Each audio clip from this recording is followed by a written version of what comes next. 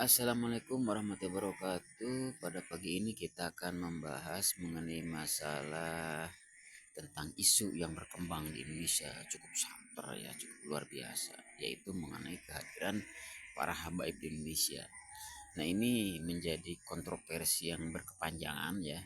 Di situ ada munculnya Kiai Imad ya, ada munculnya Bang Haji Roma Irama ya kan. Nah, itu mengangkat isu-isu mengenai masalah keturunan klan ya, masalah itu sangat sangat dipertanyakan. Karena apa? Karena para habaib ini di mana-mana dalam ceramahnya selalu mengkultuskan bahwa mereka adalah keturunan baginda Nabi Muhammad SAW. Lalu itu, dalam perjalanannya, karena mereka terlalu kontroversi ya, pertamanya memang dibiarkan saja ceramah ini ceramah itu ya kan. Tapi ketika sudah menyinggung bahwa kiai itu lebih rendah gitu ya di mata para habib itu sendiri, bahwa Wali Songo pun bukan keturunan daripada Kanjeng Nabi gitu kan, bahkan ya mungkin mereka lebih mulia ya. Apalagi ada penceramah-penceramah muda dari kalangan mereka, para habaib ini terlalu kontroversi kalau menyampaikan masalah. Nah, jadi ini perlu diingatkan ya, terutama dari para kalangan habaib sendiri, dari para sesepuhnya ya, kalau memang merasa ngaku keturunan baginda Nabi, tolong diingatkanlah mereka-mereka itu ya, ketika berceramah gitu kan, harus pakai ilmu, jangan pakai nafsu gitu kalau ceramah itu. Jangan membuat pengakuan bahwa mereka itu adalah dengan gagahnya merasa sebagai keturunan Nabi, banyak pendukungnya gitu kan. Artinya mereka itu sebetulnya tidak bertuhan. Kalau sudah berceramah itu adalah mereka lah orang-orang yang tidak bertuhan. Termasuk para kiai juga ya, itu dari kiai-kiai yang merasa tersinggung, merasa apa. Ya kalau misalnya mereka merasa kiai yang mumpuni ya, tidak perlu melayani dengan dengan tayangan-tayangan yang membalas dengan mereka seperti itu. Ya, artinya sama-sama tidak memiliki Tuhan kalau seperti itu, tidak percaya dengan keberadaannya Tuhan. Nah, kalau mau silahkan bertemu sama-sama ya kan, misalnya melawan air kah apa gitu kan, tapi dengan membawa keilmuan, bukan dengan nafsu, dengan amarah gitu kan. Jadi harus ada dalil-dalil yang kuat. Saya merujuk dengan kita kan punya beberapa ulama yang luar biasa ya, seperti Abu Ya Araji ya kan. Di situ ada Ustadz Adi Hidayat, ada Ustadz Abdul Somad, juga Ustadz Abdul Latif itu kan. Itu kan para ulama kita yang mumpuni ya kalau menurut saya itu tadi gitu kan. Nah, di sini bisa dibahas bersama, tidak perlu main YouTube, tidak perlu main medsos gitu kan. Semuanya bisa diselesaikan, ketemu sama-sama. Kalau memang misalnya mereka bukan keturunan Nabi ya harus ikhlas terus terang memang bukan keturunan ya kan. Yang kedua, apa namanya mereka juga bersedia meminta maaf kepada seluruh bangsa Indonesia, karena Indonesia ini kaya dengan budaya, bukan Islam saja. Di sana ada Kristen, ada Hindu, ada Buddha ya kan. Budayanya juga sangat bervariasi gitu kan. Itu yang perlu dihormati oleh siapapun. Kenapa ya kan, itu memang punya miliknya Gusti Allah, nggak perlu dicela gitu. Kalau memang belum siap memiliki ilmu dakwah ya kan, ilmu ceramah, jangan dulu ceramah. Nah, harus memang siap. Dulu kita punya seorang pendakwah yang luar biasa, namanya Bapak Kiai Haji Jainun MZ ya. Nah, lalu berlanjut dengan para penceramah-penceramah sekarang seperti yang luar biasa ya, seperti Abu Ya Araji, eh, Bapak Ustadz Adi Hidayat, dan Pak Abu Somad ini, terus Pak Abdul Latif itu sendiri ya, yang sangat mumpuni dalam menyampaikan materinya. Jadi enak mendengarnya gitu kan. Di situ ada ilmu yang kita dapat gitu kan, bukan ceramah ngawur sana kemari, menyinggung sana menyinggung sini ya kan, menciptakan kontroversi panjang, lalu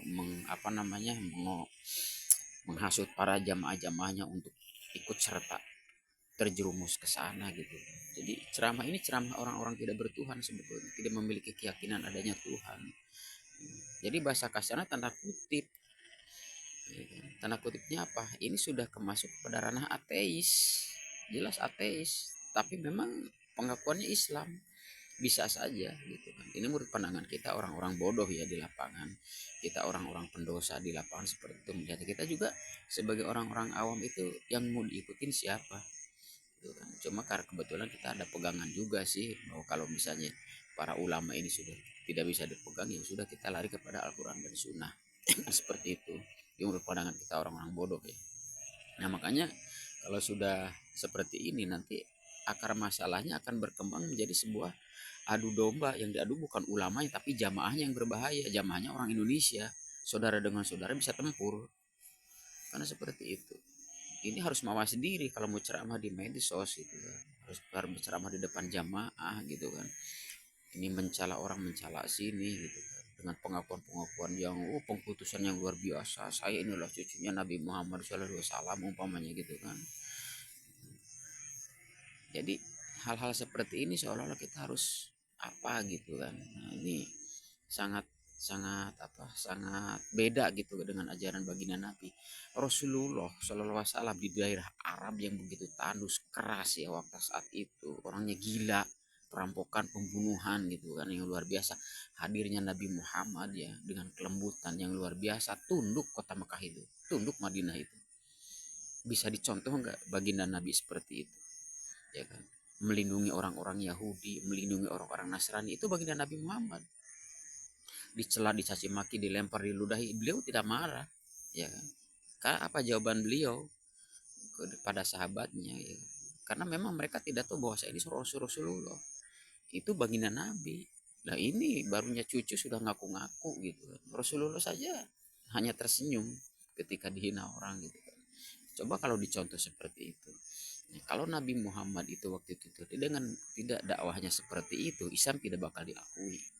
Ya kan? Jangankan di seluruh dunia, di tanah Arab saja sudah tidak akan diakui.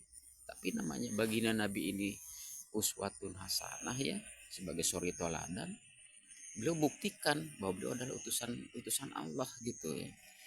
Ketika sudah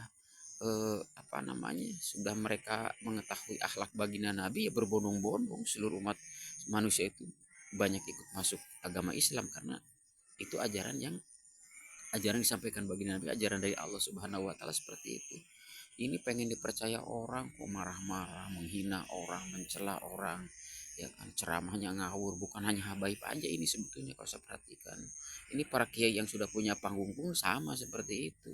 Jadi kalau bahasa bahasa apa ya, bahasa akal sehatnya saya ngutip Rocky Gerung gitu ya, orang Islam yang berceramah ya kan dengan metode seperti itu mirip orang ateis sebetulnya, mirip orang ateis itu kalau pakai akal sehat. Tapi kalau nggak pakai akal sehat biasanya tersinggung ya kan.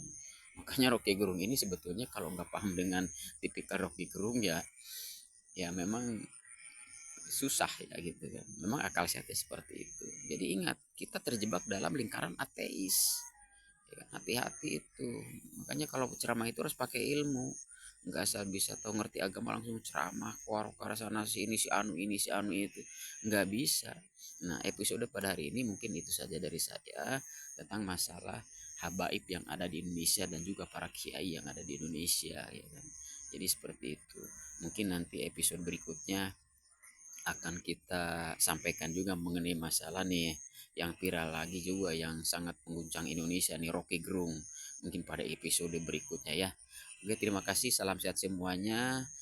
Umat Islam, umat Kristiani, umat Hindu dan Buddha, kita adalah orang Indonesia, tetap bersaudara bersatu, tidak perlu mendengar ocehan-ocehan ceramah yang gak jelas seperti itu. Kita jangan terpengaruh, kita satu bangsa, memiliki kekuatan yang sama dan perjuangan yang sama dalam Undang Dasar 45.